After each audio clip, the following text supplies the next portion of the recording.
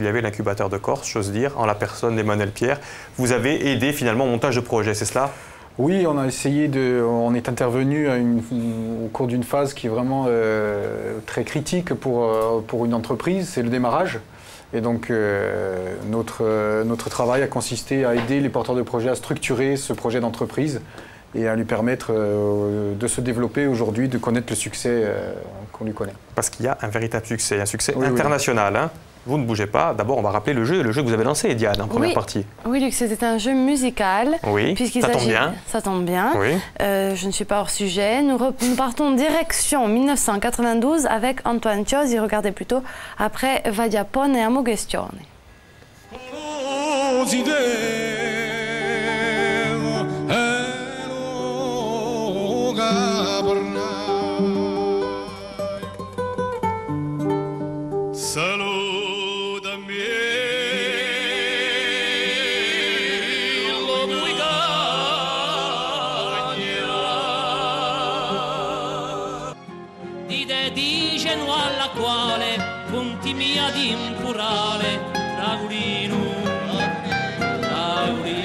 L'Ettevistu c'è Antonio Ciosi in una scena di un teatro di Bastia con tutti i suoi amici, so parecchi, Cinea Bouzef ou di Ganterini. Alors dites-moi, que fêtait Antoine Ciosi en 1992 sur le théâtre de Bastia, sur les planches du théâtre? Que fêtait-il? Si vous avez la réponse, appelez-nous très très vite au 0800 000 900. On connaît désormais le numéro.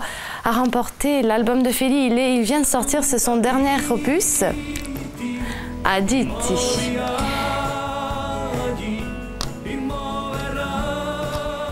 Et puis, voilà, ça c'est l'album. Félix qui sera avec nous vendredi, hein, tout au long de l'émission. Voilà, il sera avec nous, il fera la cuisine, il va faire beaucoup de choses avec nous. Bon, il nous parlera de son dernier album, il va chanter ses plus grands succès, mais aussi ses nouveaux. Et puis aussi, à gagner aujourd'hui, grâce à nos invités, 1 mois d'abonnement pour se former à l'instrument de votre choix ou même à la technique vocale qui vous plaira. Sur eMusic School, 1 mois d'accès sur ce site et c'est pas rien. Qu'on soit d'ailleurs, qu'on apprenne à jouer de la guitare ou qu'on soit un guitariste confirmé, il y en a pour tous les goûts. Hein. On va revenir avec vous. Simplement, on a vu Antonio Ciosi, on a vu quelques chanteurs corses. Jusqu'à présent, sur musicacorsa.com, il n'y a que Pedro Gualfucci qui donne des cours de padier, là. Hein. Oui, tout à fait. Pour le moment, c'était une petite apparition. Voilà, il nous a fait plaisir. Mais Antonio Ciosi, pourquoi pas? Oui, bien sûr. Tout le monde est invité. On n'est pas fermé. On ne fait pas de ségrégation. C'est bien. Allez. Vous le savez, donc, chaque lundi, il y a notre chroniqueuse du jour qui arrive, et elle arrive après ça.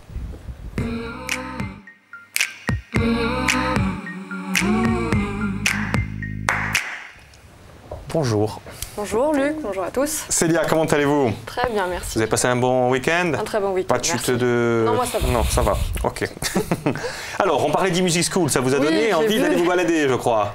Bah écoutez, en tout cas, je vous ai entendu longuement parler de ce fameux projet Musicacorsa avec vos 3 invités, mais ce qu'ils vous ont caché pour essayer de ménager le suspense, c'est que Musicacorsa, en fait, le concept, c'est l'évolution du projet eMusic School qui a été initié par Roland et Paul. Alors, pas Paul M ici présent, hein, qui a rejoint l'aventure plus tard, mais Paul C pour Paul Cesari.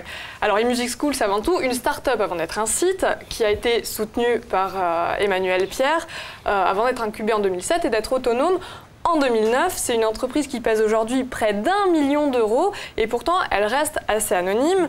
Alors, 1 million d'euros. Quasiment, ouais. Grâce à Emmanuel, entre autres, qui a apporté le projet. C'est-à-dire que c'est Emmanuel qui a donné 1 million d'euros de sa poche. Absolument pas. Non, mais on va revenir tout à l'heure sur le financement d'ailleurs, voilà, bien sûr. Le système.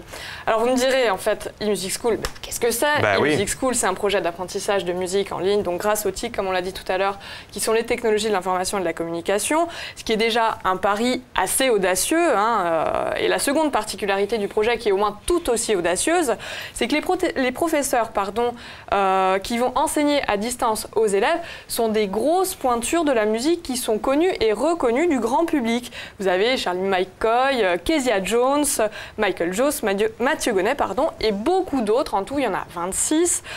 Et ils vont vous apprendre à jouer de la guitare, du piano et de la batterie. Donc ça paraît complètement dingue. Du coup, je suis allée voir comment ça fonctionne, eMusic. Et si vous êtes sceptique, on revient tout à l'heure si vous avez des questions. Alors on regarde.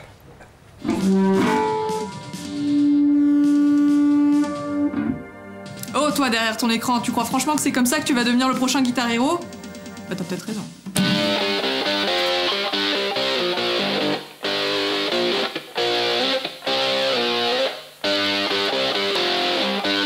Vous n'y connaissez rien, mais vous rêvez de jouer de la guitare électrique, du jazz manouche ou du folk.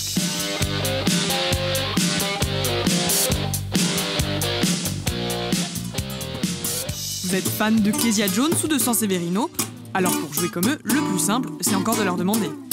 C'est le pari de l'entreprise bastiaise eMusic School. Le concept est dans le nom, apprendre à jouer d'un instrument via un abonnement en ligne. Hello, how are you doing? My name is Kezia Jones. 26 artistes de renommée nationale, voire internationale, ont enregistré des cours particuliers pour des élèves débutants à confirmer. Mais la musique, ça reste un exercice très pointu et c'est pas donné à tout le monde d'apprendre seul derrière son écran. Alors les cours sur eMusic School, comment ça marche? La totalité du boulot qu'on fait à eMusic School, c'est presque en 3 temps, puisque lorsqu'on reçoit des artistes, moi dans un premier temps, j'ai 3-4 rendez-vous avec lui pour justement définir un programme pédagogique, pour essayer de le ralentir, parce que c'est quelqu'un forcément qui a pratiqué la musique depuis très longtemps, qui a oublié depuis un bon moment ce qu'on fait au tout début lorsqu'on est guitariste. Et moi, mon rôle, c'est un peu d'essayer d'adapter ce qu'il fait pour des débutants. Donc je vais être là, toujours en train de le freiner, de lui dire ce que tu fais, moi je comprends peut-être ce que tu fais, mais un débutant ne va pas comprendre. Donc on va essayer de revenir aux bases de ce que tu fais. Ok pour la théorie, mais en pratique, freiner un virtuose, ça se traduit comment sur un ordi?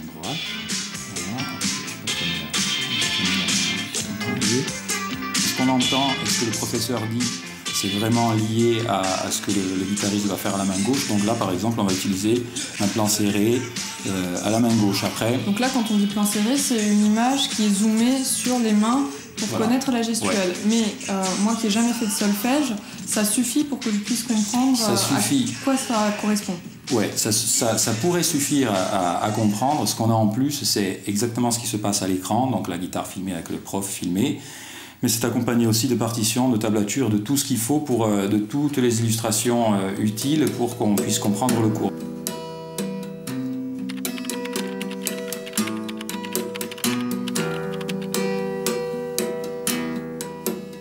Je n'ai pas l'air convaincu, donc Paul s'y colle.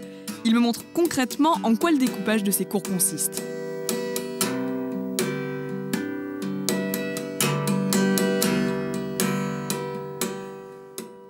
Je vais essayer de diviser le morceau le plus possible pour que l'élève puisse avoir toutes les infos nécessaires pour son travail. Donc on va commencer par le tout début, les quelques premières notes ou une première notion, essayer de rajouter quelque chose par-dessus, enchaîner avec ce qui s'est passé avant. Voilà, donc là on est en fait dans le premier boulot, c'est un script de tournage tout simplement.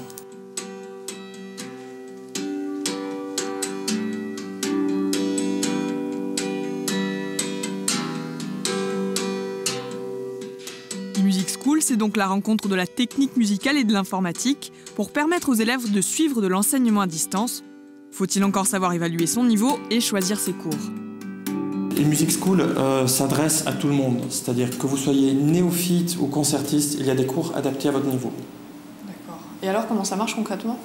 Concrètement, nous avons ici un cursus complet, donc vous choisissez votre niveau.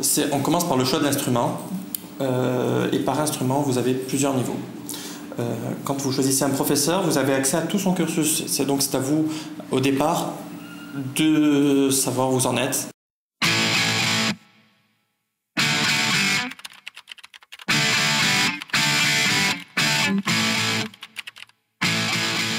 Vous suivez la progression qui a été imaginée en collaboration avec le professeur et l'équipe pédagogique de musique.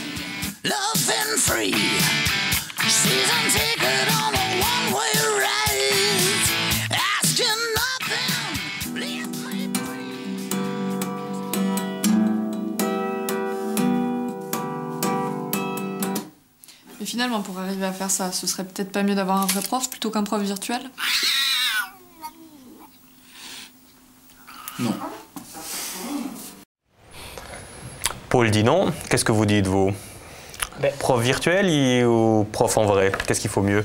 Le prof virtuel, en fait, ça part d'un constat simple. C'est-à-dire, par exemple, je suis fan de musique manouche, je veux me mettre à la guitare manouche. J'ai peut-être pas forcément un professeur de guitare manouche à portée de main. Si je suis dans un village, aux quatre coins de la France, dans le monde entier, voilà. Donc ça part déjà de ce principe-là. Après, c'est aussi une autre forme de... L'intitulé, c'est iMusic School, c'est la musique à votre rythme. C'est-à-dire, tout le monde doit trouver de quoi se satisfaire, que l'on débute ou que l'on soit confirmé. Donc je vais peut-être avoir besoin que d'un thème, mais je vais peut-être avoir besoin de compétences supplémentaires sur les quelques accords que je connais déjà. Voilà, donc c'est cette possibilité-là de prendre un cours à n'importe quelle heure de la journée. Et à partir de quel âge on peut se mettre sur iMusic School? À partir de quel âge? Je pense que nous, on conseille toujours à partir de 12 ans, encadré, parce que c'est vrai que quand on est gamin, c'est un petit peu difficile de se focaliser. Mais en fait, Paul et Roland conçoivent l'objet et la pédagogie de telle manière à ce qu'on arrive à l'essence même de ce que l'on doit connaître et les étapes à franchir pour que pédagogiquement on avance pleinement sans pour autant oublier le côté ludique, quoi. C'est se faire plaisir. C'est une pratique courante, ça, d'apprendre la musique par Internet, Célia? Alors, la musique, non, c'est pas une pratique courante. En l'occurrence, Roland et Paul font office de précurseurs en la matière. Par contre, le e-learning, c'est une pratique qui est devenue très courante. En fait, ça n'est plus ni moins que de l'enseignement à distance qui a toujours existé et qui s'adapte aux nouveaux usages, c'est-à-dire, au lieu d'avoir une plaquette, on a des cours sur Internet. Il y a une définition même maintenant de l'Union européenne sur le e-learning, comme vous dites, pour montrer que c'est quelque chose de... Oui, c'est tellement, si vous voulez, ancré dans les... en fait, c'est un vrai marché, le e-learning, et c'est en train de passer vraiment dans les usages. Donc même l'Union européenne lui a attribué une définition. Voilà, c'est la définition, vous me l'avez noté, c'est pour ça que... Oui, je ne l'ai plus. C'est pour ça que l'e-learning est l'utilisation des nouvelles technologies multimédia de l'Internet pour améliorer la qualité de l'apprentissage en facilitant d'une part l'accès à des ressources et à des services et d'autre part les échanges et la collaboration à distance. On n'en sait pas beaucoup plus quand on a lu la définition, mais quoi qu'il en soit, vous avez combien de visites sur ce site, Roland? En nombre de visites, on a à peu près quasiment 10 000 visites par jour. Nous avons environ 5 000 abonnés. 5 000 abonnés. Et depuis le début, il y a eu 15 000 comptes qui ont été créés. D'accord. Depuis 2007. Ça vous parle, ça, non, Célia? Oui, ça veut bien dire qu'avec l'enseignement en ligne, on peut vraiment apprendre tout et n'importe quoi. Alors moi, je ne garantis pas forcément du résultat, ça ce sera votre job, mais en fait, il y a une évolution. On le voit avec iMusic School de l'apprentissage en ligne, parce qu'avant, par exemple, c'était réservé, moi je sais pas, à l'apprentissage des langues. Vous aviez, vous savez, la cassette double face où vous deviez répéter My name is Luke, I speak English very well. Ouais. Donc en fait, maintenant, on peut apprendre. Diana is in the kitchen. Exactement. Where is Diana? Where is Diana? Voilà, aujourd'hui, vous avez les programmes de l'éducation nationale qui sont en ligne, ça va du CP à la faculté. D'ailleurs, on décerne des diplômes aujourd'hui grâce à l'enseignement à distance. Mais l'enseignement à distance, c'est aussi valable pour l'enseignement professionnel. Si vous avez une reconversion, vous pouvez trouver des formations, je ne sais pas moi, de secrétaire jusqu'à ingénieur, vous trouvez vraiment tout. Et vous avez effectivement de l'enseignement qui est ludique, ça peut être le dessin ou alors, comme ici, la musique. Est-ce que c'est cher ? C'est pas forcément. On a vu là, c'est 14,90 € par mois, là, Célia, de manière générale. De manière générale, vous allez trouver des cours qui sont gratuits, mais ça n'est que de la stratégie marketing, puisque derrière, on va vous faire payer. Mais ce qu'on voit, c'est que vu le panel proposé de formations qui peuvent être suivies via une connexion Internet, la solution, elle est forcément estimée intéressante. Et pas forcément coûteuse, justement, ce genre de formation remporte un vrai succès dans les entreprises. Ce qu'il faut bien comprendre avec le e-learning, c'est que c'est un vrai business qui se développe autour de cette méthode d'enseignement. Le marché du e-learning, il est en train de décoller en France. Par exemple, en 2010, il pesait déjà 144 millions d'euros rien qu'en France. Et pour l'an prochain, le marché il est estimé à 90 milliards de dollars. Donc le marché français du e-learning, il reste quand même balbutiant par rapport aux États-Unis, où la pratique, en fait, elle remporte déjà un grand succès, parce que là-bas, ils sont déjà adeptes de ce genre d'enseignement. Donc aux États-Unis, oui. La seule chose que j'ai envie de dire, c'est que s'il y a une idée de start-up, enfin si vous avez une idée de start-up qui est dédiée au e-learning, c'est le moment de vous lancer et il faut en parler à Emmanuel parce qu'il sera là pour vous aider comme il a aidé eMusic School. Oui, sauf qu'aux États-Unis c'est facile, alors qu'en France j'ai l'impression que c'est un petit peu plus dur pour lever les fonds quand ça n'a pas été si évident que ça, non? Comment ça s'est passé justement? Parce que ça coûte excessivement cher, j'imagine. Vous êtes combien de salariés? Nous sommes 15 salariés. 15 salariés, donc il y a 15 salariés, il y a un site, il y a... Comment vous avez levé les fonds, Roland? Au départ, donc, nous avons créé la société en 2007 et accompagné justement par Corse Initiative Réseau qui nous a orientés vers l'incubateur, donc qui nous a permis de créer et de créer notre premier business plan et aller commencer la démarche vers la recherche des investisseurs. C'est là où l'actuel DG de la boîte, Stéphane Chauffria, a pris, qui est au départ consultant, a pris les rênes et a pris son bâton de pèlerin pour aller chercher de l'investisseur. C'est pas un problème qui est uniquement en Corse, c'était un problème français. Oui, c'est un problème français. Oui. Et donc comment vous avez contourné ce problème alors? Vous avez eu quelques investisseurs, vous avez levé combien à peu près?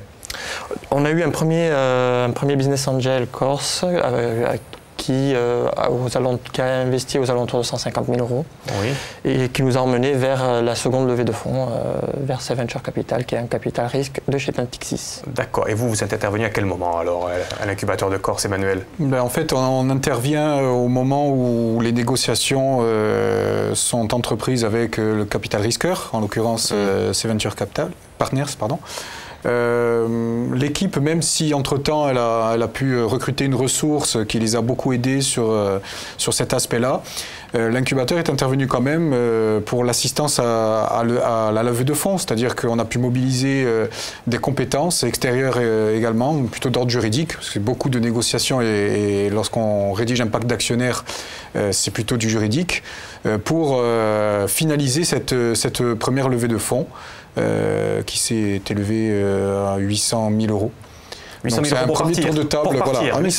C'est ce qu'il faut pour partir, pour faire vivre une start-up qui doit embaucher, qui a des besoins pour développer justement son offre. Et en attendant que le chiffre d'affaires permette d'équilibrer les comptes, il faut absolument un financement stable. C'est ce que permettent les capitaux risqueurs. Et donc vous les avez accompagnés pendant 2 ans, si j'ai bien compris. Maintenant, vous êtes complètement libre. Il vous casse plus les pieds, Emmanuel Pierre. Il ne nous casse pas les pieds. Voilà. Il vous accompagne jusque sur le plateau d'INSEE. Il ne vous lâche pas, j'ai l'impression. La relation n'est pas terminée puisque l'incubateur est porté par l'ADEC et l'ADEC dispose d'un certain nombre de dispositifs pour accompagner encore des startups ou des entreprises qui sont en développement, notamment lorsqu'elles recrutent. D'accord. En fait, ça a été d'intervenir, mais c'est vraiment le rôle d'Emmanuel. On peut demain avoir une idée, mais on ne sait pas forcément comment développer un business plan, on ne sait pas forcément comment trouver des investisseurs. Une idée innovante. Voilà, on peut avoir l'idée, mais on ne sait pas forcément comment la mettre en pratique, et c'est vraiment le rôle de l'incubateur d'aider à porter les gens, le projet à terme, pour que le projet soit viable. Vous avez un site, incubateur? Oui, incubateur.corse.fr. Voilà, on a toutes les infos. Donc, qui est à jour. Vous vouliez dire quelque chose, Paul? En fait, Emmanuel, ça a été vraiment notre interlocuteur privilégié. Puisque c'est vrai que quand... Parce qu'au début, personne n'y croyait vraiment, non, à ce projet-là. On se dit, allez, on voudrait donner des cours... Mais voilà, nous, on en était convaincus. Les artistes qui commencent à nous faire confiance en étaient convaincus. Mais c'est vrai que quand on est un petit peu enfermé sur soi-même, et voilà, qu'on n'a pas toutes les ficelles... Pour dire comment on va faire, et voilà, on a des idées plein la tête, mais comment structurer tout ça, c'est vrai qu'Emmanuel était là aussi bien pour nous accompagner que pour nous donner les petites ficelles qu'il fallait connaître, et bien sûr nous aider au niveau du financement et pour cet amorçage, tout ça. En tout cas, là, c'est parti maintenant. Vous avez carrément autant de visites presque francophones qu'anglophones maintenant, je crois. Ouais, pas autant, mais enfin bon. On est bien diversifié sur tout l'espace francophone, c'est-à-dire on touche beaucoup le Québec, la Suisse, la Belgique, le Luxembourg. Et bon, on a certains artistes comme le jazz manouche qui, bien sûr, nous amènent puisque c'est un style très européen, très français, qui nous amène des gens qui viennent d'Amérique, d'ailleurs, d'Ouzbékistan, que sais-je. Voilà, même toute l'Afrique francophone, tout ça.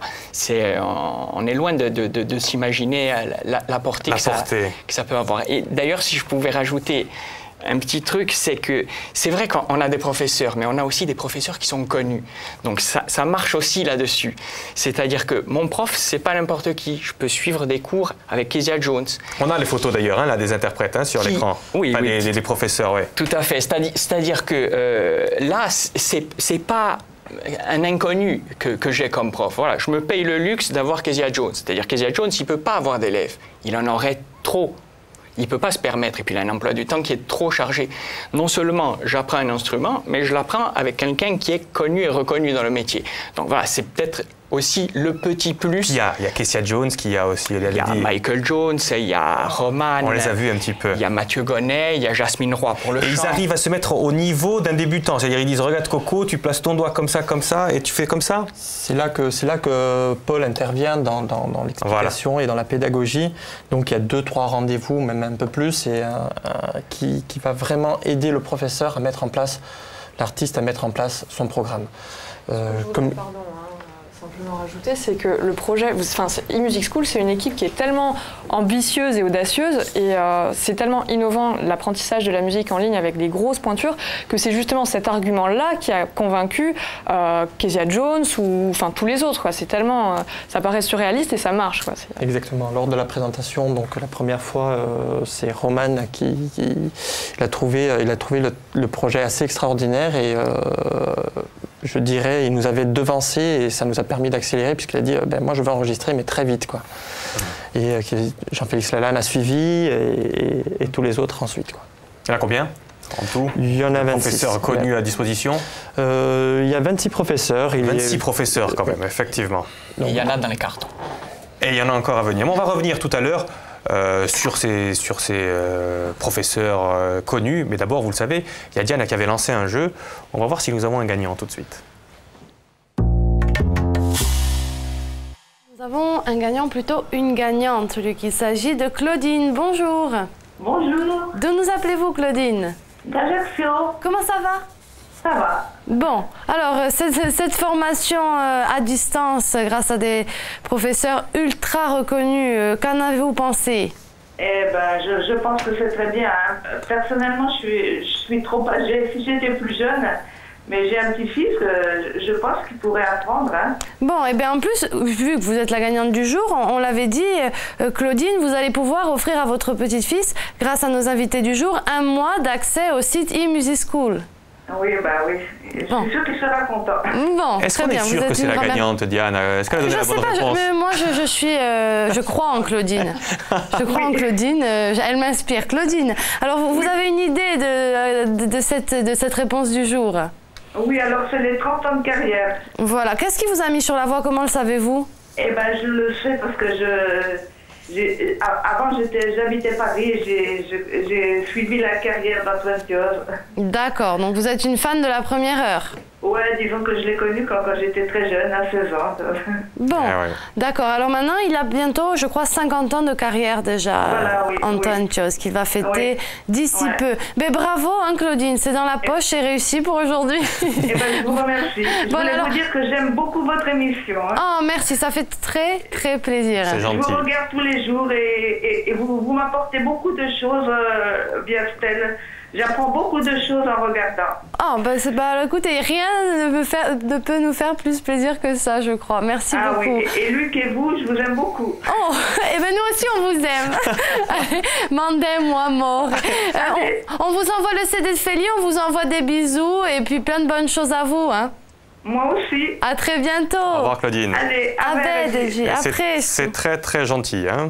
C'est très gentil. Allez, on est allé dans la rue pour rencontrer des gens qui voulaient vous poser des questions. Tout le monde ne peut pas venir là, hein. Donc on vous pose ce genre de questions.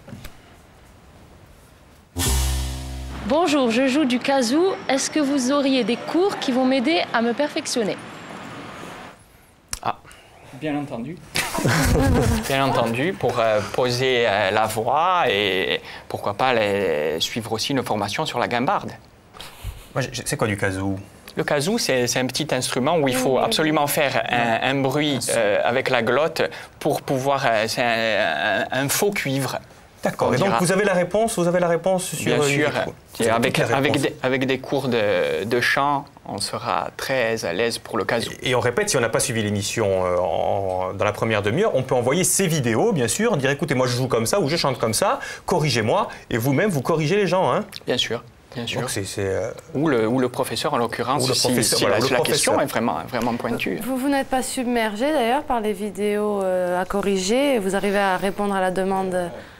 D'où le nombre de salariés. Ah, voilà, d'accord. Donc submergé, pas encore, parce que les gens n'ont pas non plus cette facilité de s'enregistrer. On a beaucoup de questions par contre, et donc là, Paul a pas mal de travail pour répondre à toutes ces questions pédagogiques. Et parfois, nous envoyons aussi directement au professeur, à Mathieu Gonnet, à Jean-Félix Lalanne, les questions si elles sont trop pointues. Et c'est eux directement qui répondent à l'élève. Voilà, parce que tous musiciens, les salariés d'e-Music School ou pas? La plupart. La plupart. Et carrément, c'est Jean-Félix Lalanne qui dit « Là, Coco, il faut que tu fasses ça, tac, tac, tac ». C'est génial, exactement. ça. Exactement. Donc, il se prête au jeu. Et Jones, il est dit en anglais, donc. C'est tout en anglais. Je ne sais pas s'il dit Coco, mais en tout cas, il le dit en anglais. Allez, une autre question, s'il vous plaît. J'ai téléchargé l'application, j'y arrive pas à y accéder. Qu'est-ce que je dois faire? Vous avez une application? Ce n'est pas vraiment une application, c'est-à-dire que vous ouvrez, vous cliquez sur la partie connexion et en théorie, vous devriez avoir un login et un password, vous connecter et directement accéder à vos cours. Voilà, donc c'est assez simple en fait, c'est assez simple. Il n'y a aucun téléchargement nécessaire. Ce qui est intéressant aussi avec les cours sur Music School, c'est que contrairement à un prof traditionnel où bon, ben voilà, on a 1 heure avec un prof, là on peut revoir à volonté. Quoi. Si on est enfermé à la maison et qu'on n'a pas envie de faire autre chose, on peut passer 12 heures d'affilée à essayer de réviser ses cours et d'essayer d'avancer, en tout cas de progresser. Exactement, on choisit vraiment le rythme pour prendre ses cours. On peut prendre ses cours à 11h du soir, on peut prendre ses cours à 6h du matin.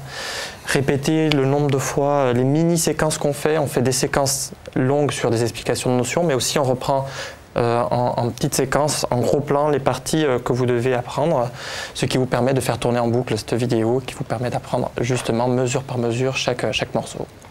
Moi j'aime beaucoup, j'aime beaucoup. Allez, il y a la dernière question de la rue, pour vous. Comment comptez-vous rentabiliser votre projet si l'application est gratuite et si les cours sont gratuits? Alors, ce n'est pas une application, les enfants. Mais comment vous rentabilisez le projet, tiens? C'est pas gratuit. Voilà. C'est 15 € par mois, mais on a accès à tout. Bien sûr, on a dit entre 4 000 et 5 000 abonnés quand même. Moi, j'ai une autre question, par contre, et on va y répondre très très rapidement. Les artistes, comment les convaincre de venir? Parce qu'ils voulaient payer, justement. Un peu au culot, au départ, pour les contacter, ne serait-ce que leur parler. Puis le modèle économique ressemble un peu au modèle qu'ils ont l'habitude de côtoyer, c'est-à-dire qu'on leur verse des royalties de manière mensuelle, ce qui permet de faciliter aussi à la diffusion. Ah, donc c'est-à-dire que sur le nombre de connexions, ils ont des royalties. Sur les nombres d'abonnés. C'est intéressant, même financièrement. Et en plus, ça les fait connaître. Tout le monde est gagnant, quoi. Tout le monde est gagnant. Ils sont gagnants aussi non seulement sur le fait que Internet, cette fois-ci, ne les dessert pas, mais les sert. Voilà. Et oui, c'est pas de la musique téléchargée illégalement. Et c'est vrai que les artistes, le concept, on peut l'expliquer en à peu près une trentaine de secondes. Et un artiste, il est tout de suite réceptif à ce genre de choses.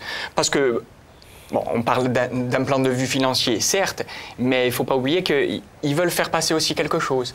Il y a une pédagogie, dire, ben voilà, je joue à la manière de, je vais vous montrer pourquoi je suis arrivé là, je joue comme ça parce que. C'est tout ça, c'est tout ce global-là. Allez, vous ne bougez pas, on va voir assez rapidement, une fois n'est pas coutume, ce qu'il faudrait voir ce soir sur Viasté, là.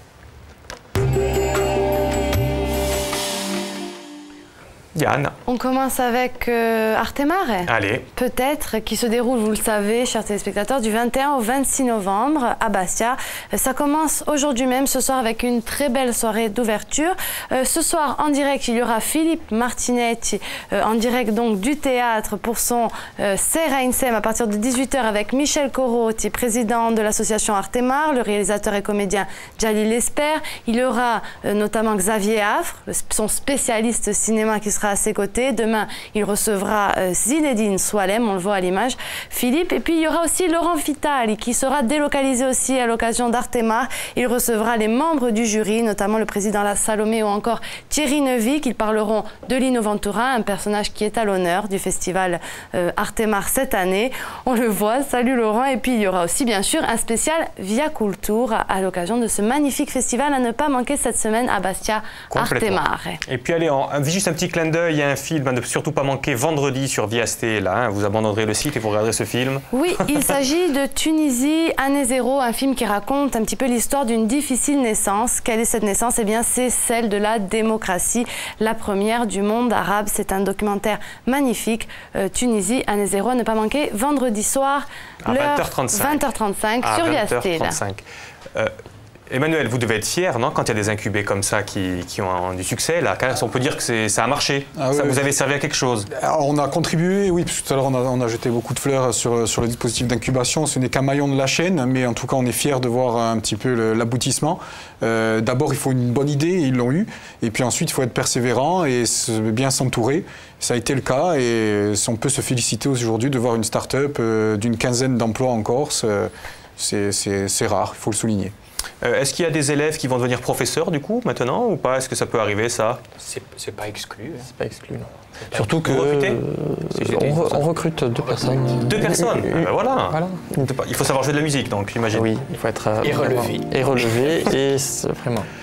N'oubliez pas, demain, vous pouvez dès à présent poser vos questions pour l'émission de demain. Demain, nous allons parler justement de l'emploi des 16-24 ans. Donc peut-être qu'il y en aura 2 qui pourront venir travailler chez vous. Ils sont jeunes, ils seront motivés, s'ils jouent de la guitare. En tout cas, demain, émission, l'emploi des 16-24 ans. Posez dès à présent vos questions par SMS. 78 54 22 82. Il me reste à remercier tous les 3, à remercier Célia. Merci, rendez-vous la semaine prochaine. Diana, je vous remercie aussi. Allez vous soigner votre petit dos. On se retrouve demain. Et surtout, c'est vous que je remercie vraiment chaleureusement. Et je vous donne rendez-vous demain pour une nouvelle émission. Au revoir.